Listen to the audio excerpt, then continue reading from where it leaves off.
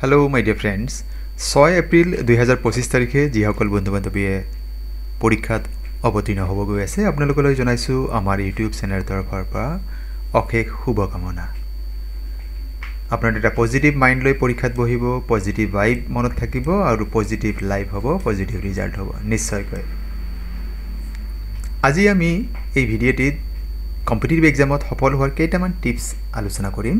আপোনালোকে সেইখিনি গুৰুত্ব দিব, নিশ্চয়কৈ আপোনালোকে ইয়াৰ দ্বাৰা উপকৃত হ'ব।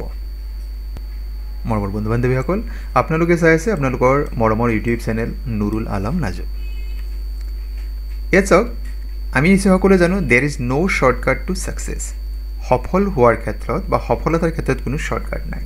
তাৰমানে আমি লং কাট মাৰিব লাগিব, আমি নৰ্মেল মেথডতে যাব লাগিব। এতিয়া কি কৰিব পাৰে আপুনি এই ক্ষেত্ৰত? এতিয়া আপোনাৰ হাতত কালিৰ দিনটো সময় আছে, কালি মানে 5 এপ্ৰিল শনিবাৰ দিনটো সময় আছে। গতিকে কালিৰ দিনটো আপোনালোকে যিখিনি ইতিমধ্যে পঢ়িছে বেলেগ বেলেগ টপিক সম্পৰ্কে, সেইখিনি read and read whatever you have studied. আপুনি যিখিনি পঢ়িছে সেইখিনি পুংখানুপুংখভাৱে আকৌ পঢ়ি চাব, নতুনকৈ সংযোজন নকৰিব। কালিৰ দিনা এটা ডাঙৰ এটা প্ৰেক্টিছ আছে আপোনালোকৰ কাৰণে। এটা OMR শ্বীট 2 বা 3টা পেজ আপুনি জেৰক্স কৰি লৈ আনিব আৰু সেইখিনি কি কৰিব, OMR কেনেকৈ ফিল আপ কৰিব লাগে সেইখিনি বাৰে বাৰে এনেই আপুনি প্ৰেক্টিছ কৰি আছে, লগে লগে OMRটো ফিল আপ কৰি চাব। কাৰণ বহুতে OMR প্ৰেক্টিছ নকৰাৰ কাৰণে কি হয়, পৰীক্ষা হলত গৈ আপুনি যেতিয়া ফিল আপ কৰিব খোজে আপোনাৰ বহুত বেছি সময় যায় বা OMRৰ সেই বাবলিং কৰোঁতে আপোনাৰ সেই জিৰ'ৰ পৰা বাহিৰত যায় আৰু এটা সময় আপোনাৰ কি হয়, বহুত সময় ভুল হোৱাৰ চান্স থাকে। গতিকে আপোনালোকে কালিৰ দিনটো কি কৰিব, অতি কমেও 2 বা 3টা কেইটামান পেজ, 2 বা 3টা পেজ বা তাতকৈ বেছি যদি পাৰে আপোনালোকে OMR এনেই ফিল আপ কৰি চাব, প্ৰেক্টিছ কৰিব, যাতে পৰীক্ষা হলত গৈ আপুনি প্ৰথমবাৰৰ কাৰণে OMR ফিল আপ কৰিবলগীয়া নহয়। Next, try Euro level best just to get you qualified. আপুনি আপোনাৰ সাধ্যানুসৰি চেষ্টা কৰক যাতে আপুনি নিজকে কোৱালিফাই কৰিব বিচাৰে আৰু নিশ্চয়কৈ আপোনালোকে সফল হ'ব। আপোনাৰ মনত এটা পজিটিভ আপুনি চিন্তাধাৰা লৈ বহিব, নাই মই এইবাৰ সফল হ'মেই, নিশ্চয়কৈ আপোনালোকে কোৱালিফাই হ'ব পাৰিব। আৰু আপুনি যেতিয়া পৰীক্ষা হলত যাব আপুনি এটা কথাত বহুত বেছিকৈ সচেতন হ'ব, টাইম। আপুনি প্ৰথমৰ একদম ভেৰি বিগিনিঙৰ পৰাই আপুনি এইটো কনচিয়াছ হ'ব, নহ'লে কি হয় বহুত সময় আপোনাৰ জনা উত্তৰটো আপোনাৰ বাবলিং কৰিবৰ কাৰণে ৰৈ যাব। গতিকে B very conscious about time from the very beginning. আপুনি প্ৰথমৰ পৰাই বেছি এলাৰ্ট থাকিব টাইম। যদি কোনোবা এটা কুৱেশ্যনত দেখা পাইছে বহুত বেছি টাইম কনজিউমিং হ'ব পাৰে, আপুনি সেইটো স্কিপ কৰি দিব পাৰে, বাকীকেইটাক আপুনি কনচেনট্ৰেট কৰক। আদাৰৱাইজ আপুনি এটা কুৱেশ্যনত কাৰেক্ট এনচাৰ কৰিব যাতে বাকী আপোনাৰ 5টা হেম্পাৰ হ'ব পাৰে। গতিকে আপুনি প্ৰথমৰ পৰা সেইটো এলাৰ্ট থাকিব যাতে আপোনাক বাবলিং কৰিবৰ কাৰণে ৰৈ নাযায়। কাৰণ পিছলৈ আপুনি অনুমানত বহাই দিয়াতকৈ আপুনি প্ৰথমৰ পৰা যদি কনচিয়াছ হয় আপোনাৰ টাইমৰ কোনো কম নহয়। আৰু সেইকাৰণে আপুনি আগদিনা মানে 5 তাৰিখৰ দিনটো আপুনি OMR এনেই ঘৰত প্ৰেক্টিছ কৰিব আৰু সেইটোৱে আপোনাক পৰীক্ষাত গৈ বহুখিনি সহায় কৰিব আৰু আপোনাৰ ভয়ো বহু পৰিমাণে কমাই দিব। আৰু ৰিজাল্ট কি হ'ব সেইলৈ পেনিক নহ'ব। আৰু পৰীক্ষা হ'লে যেতিয়া আপুনি গৈছে আপুনি কেৱল পৰীক্ষাটো দিয়ক, ৰিজাল্টটো যি হয় পিছত দেখা যাব। কাৰণ গীতাৰ এটা মূল কথা আছিল, তুমি কৰ্মত মনোনিৱেশ কৰা, ফল লৈ আশা নকৰিবা, কৰ্মতহে তোমাৰ অধিকাৰ আছে। গতিকে ভাগৱত গীতাৰ সেই লাইনটো আমাৰ কাৰণে এটা বহুত অমোঘ অস্ত্ৰ হয়। গতিকে আপোনাৰ সেইটো মনত ৰাখিব পাৰে।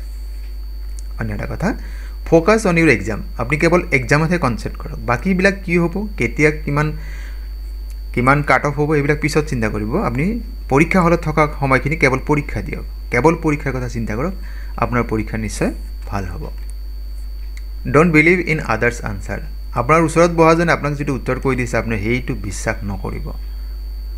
ইয়াৰ কাৰণটো এটা চাওক, আপোনাৰ লগত বহা মানুহজন যিজন বহিছে, সেইজন ল'ৰা হওক ছোৱালী হওক বা যিয়েই নহওক বাৰু, সেইজনে আপোনাক ভুল উত্তৰটো দিব পাৰে।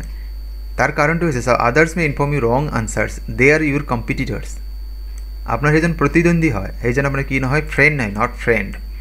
গতিকে আপুনি এই কথাটো মনোযোগ দিব, কাৰণ কোনে কোৱালিফাই হ'ব পাৰে তাৰ সেই কম্পিটিশ্যন সেইটো। গতিকে আপুনি নিজক সেইখিনি অলপ এলাৰ্ট থাকিব সেই বিষয়টোত। এণ্ড কিপ ইউৰ চেল্ফ কাম এণ্ড কুল। আপুনি পৰীক্ষাত নিজকে খুব আমাৰ যিহেতু পৰীক্ষাৰ সময়ত কি হয়, আমাৰ মূৰত বহুত বেছি পৰিমাণে এনজাইটি, বহুত বেছি পৰিমাণে ষ্ট্ৰেছ থাকে। গতিকে নিজকে সদায় কুল এণ্ড কাম ৰাখিবৰ চেষ্টা কৰিব। বহু সময় কি হয়, একেবাৰে সাধাৰণ প্ৰশ্ন এটাও আপোনাক কি কৰিব পাৰে, আপোনাক এনেকুৱা হ'ব পাৰে যদি আপুনি বেছিকৈ ষ্ট্ৰেছ লৈছে, সহজ প্ৰশ্ন এটা আপোনাৰ ভুল হৈ যাব পাৰে আপুনি হলৰ পৰা ওলাই দেখাব এইটো মই দেখোন জানো আপোনাৰ ভুল উত্তৰ পৰীক্ষা হলত কিন্তু আপুনি ভুল উত্তৰটো মাৰ্ক কৰি আছে গতিকে আপুনি নিজকে যিমানখিনি পাৰে নিজকে শান্ত ৰাখিবৰ কাৰণে নিজৰ মনটোক শান্ত ৰাখিবৰ কাৰণে চেষ্টা কৰিব আপনি এইকেইটা যদি নিয়ম মানি চলে নিশ্চয় আপোনালোকে আপোনাৰ পৰীক্ষাৰ যেটো ফলাফল আপনি আশা ধৰণে হ'ব ভাল হ'ব বুলি আমি আশা কৰোঁ আপোনালোকৰ বাবে অন্য এটা মক টেষ্ট আকৌ এটা সাৰপ্ৰাইজ মক টেষ্ট ভেৰি স্পেশাল মক টেষ্ট আপোনালোকৰ প্ৰথম মক টেষ্ট এপিয়াৰ হৈ বহুতে আপোনালোকে পৰামৰ্শ আগবঢ়াইছিল যে দ্বিতীয়টি মক টেষ্ট লাগে আপোনালোকৰ পৰামৰ্শ মতে ইয়া দ্বিতীয়টি মক টেষ্ট আসাম পুলিচ এবিবি এক্সামৰ বাবে আৰু আপোনালোকে বহুতে কৈছিল যে পেইড হ'ব লাগে পেইড মই কৰা নাই বাৰু আপোনালোকৰ বাবে সম্পূৰ্ণ বিনামূলীয়া হয় আপোনালোকে মোক একো পে কৰিব নালাগে আপোনালোকে ভালকৈ পৰীক্ষাত অৱতীৰ্ণ হওক আপোনালোকে চাকৰি লাভ কৰক এয়া আমাৰ লক্ষ্য গতিকে আপোনালোকে এয়া সম্পূৰ্ণ বিনামূলীয়া আপুনি চিন্তা কৰিব নালাগে সম্পূৰ্ণ বিনামূলীয়াকৈ আকৌ এইটো পৰীক্ষা এপিয়াৰ হওক ইয়াৰ অলপ নিয়ম অলপ বেলেগ আছে আগৰটোতকৈ সেইখিনি মই আপোনাক কৈ দিছোঁ আপোনালোকে ইনষ্ট্ৰাকশ্যনখিনি ভালকৈ শুনি ল'ব আৰু আপোনালোকে ফলাফলসমূহ আমাক জনাব ইয়াত সৰ্বমুঠ কুৱেশ্যন আছে 50টা আপোনালোকে বহুতে পৰামৰ্শ আগবঢ়াইছিল ৰিজনিং মেথছ ইনক্লুড কৰিব লাগে যেহেতু মই মেথছত ইমান এক্সপাৰ্ট নহয় গতিকে মেথছখিনি মই স্কিপ কৰিছোঁ আপোনালোকৰ বাবে এবাৰ জিকেৰ কুৱেশ্যন আছে জেনেৰেল সায়েন্সৰ কুৱেশ্যন আছে ইংলিছ আৰু ৰিজনিঙৰ কুৱেশ্যন সৰ্বমুঠ কিমানটা কুৱেশ্যন আছে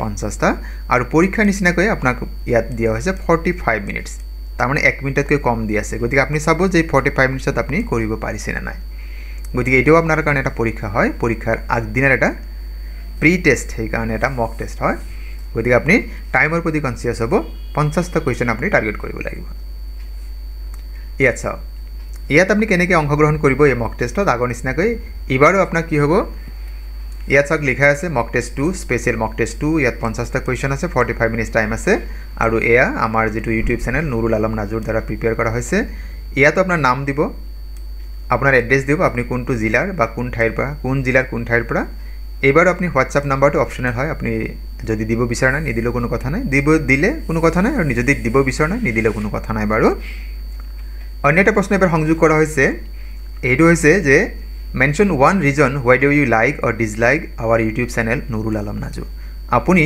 আমাৰ ইউটিউব চেনেলটি ভাল পোৱা বা বেয়া পোৱাৰ এটা কাৰণ যিকোনো এটা কাৰণ আপনি উল্লেখ কৰি দিব আপনি যদি বেয়া পায় তাৰো কাৰণটো উল্লেখ কৰক যাতে আমি সংশোধন কৰিব পাৰোঁ আৰু যদি ভাল পায় তাৰো এটা কাৰণ আপনি উল্লেখ কৰিব যাতে আৰু তেনেকুৱা যদি আপনি পঠাইছে হিবিলাকে আমাক বাৰুকৈ অনুপ্ৰাণিত কৰিব এতিয়া এই টেষ্টটো এপিয়াৰ হোৱাৰ পিছত আপনি যদি সাবমিট কৰিব সাবমিট কৰাৰ পিছত আপুনি আপোনাৰ স্কোৰসমূহ আগৰ নিচিনাকৈ চাব পাৰিব আপুনি নিজেই চাব পাৰিব যে এই 50টা প্ৰশ্নত আপুনি কিমানটা শুদ্ধ উত্তৰ কৰিব পাৰিছে ইংৰাজী জিকে সায়েন্স ৰিজনিং এইখিনি মিলাই কোনটো ভুল হৈছে কোনটো শুদ্ধ হৈছে আপুনি নিজেই আপোনাৰ যেতিয়া সেই সাবমিট ৰিপৰ্ট চাব তাতে গৈ ভিউ ইয়োৰ স্কোৰ তাতে গৈ আপোনাৰ নিজৰ পেপাৰটো আপুনি চাব পাৰিব আৰু আপুনি আমাক স্কোৰসমূহ জনাব বুলি আশা কৰিলোঁ আৰু লগতে কমেন্ট কৰি জনাব আজিৰ এই মক টেষ্ট আপোনালোকে কেনে পালে আপোনালোকে কমেন্ট কৰিলে আমি বাৰুকৈ অনুপ্ৰাণিত হওঁ কিয়নো আপোনালোকৰ এটি কমেন্ট এটি লাইকে আমাক যেটো টিম আছে আমাক অনুপ্ৰাণিত কৰে ইনস্পায়াৰ কৰে যাতে আমি পৰৱৰ্তী সময়ত আৰু উন্নত মানৰ আমি এনেকা মক টেষ্ট বা ভিডিঅ'সমূহ আপোনালোকৰ বাবে আগবঢ়াব পাৰোঁ আজিৰ ভিডিঅ'ৰ যেটো লিংক হ'ব আজিৰ এই স্পেশাল মক টেষ্টৰ লিংকটো আপোনাৰ এই ভিডিঅ'ৰ ডেসক্ৰিপচনত পাব আপোনালোক বহুতে কৈছে লিংকটো বিচাৰি নাপায় ডেসক্ৰিপচনত গৈ প্ৰথমতে দিয়া থাকে লিংকটো আপোনাৰ ডেসক্ৰিপচনত গৈ প্ৰথমে লিংকটো ক্লিক কৰিলে আপোনালোকে মক টেষ্টটো এপিয়াৰ হ'ব পাৰিব আৰু কিবা কাৰণ যদি অসুবিধা হৈছে আমাক কমেন্ট কৰি জনাব আমি নিশ্চয় আপোনালোকক সহায় কৰিবৰ কাৰণে সদায় হাজু আছো মৰমৰ বন্ধু বান্ধৱীসকল কেনে পালে আজিৰ এই ভিডিঅ'টি আপোনালোকে কমেন্ট কৰি জনাব বুলি আশা থাকিল পুনৰবাৰ আপোনালোকলৈ আপোনালোকৰ 6 তাৰিখৰ পৰীক্ষাৰ বাবে অশেষ শুভকামনা জনাইছো আমাৰ ইউটিউব চেনেল নুৰুল আলম নাজুৰ তৰফৰ পৰা আপোনালোকে সকলোৱে সফলতাৰে উত্তীৰ্ণ হওক তাৰে শুভকামনা জনাইছো আপোনালোকে পুনৰবাৰ অনুৰোধ জনাইছো যদি আপোনালোক প্ৰথমবাৰৰ বাবে আমাৰ এই চেনেলটি চাই আছে আমাৰ চেনেলটি সাবস্ক্ৰাইব কৰিবলৈ আশা থাকিল আৰু ভিডিঅ'সমূহ লাইক কমেন্ট আৰু শ্বেয়াৰ কৰিব আৰু আজিৰ ভিডিঅ' সম্পূৰ্ণ কৰি চোৱাৰ বাবে আপোনালোকক জনাইছো অশেষ ধন্যবাদ